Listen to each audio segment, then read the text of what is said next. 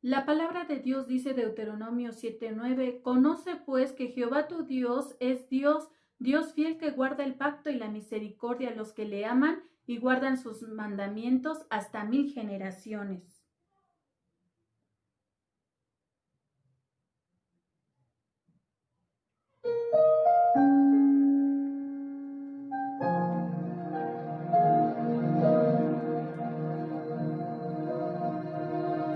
Cuando lloras por las veces que intentaste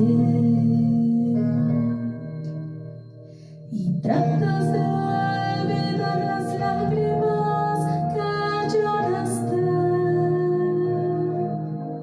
solo tienes pena y tristeza, el futuro incierto espera.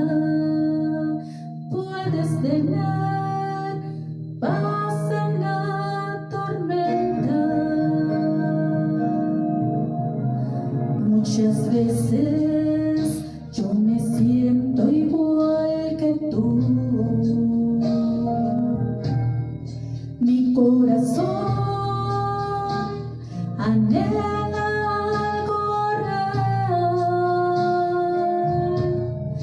El Señor viene en mí y me ayuda a seguir en paz en medio de la tormenta. Tú puedes tener paz en la tormenta.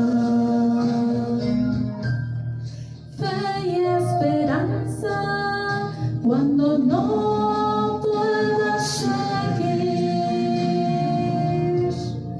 aún con tu mundo hecho pedazos, el Señor guiará tus pasos en paz en medio de la tormenta.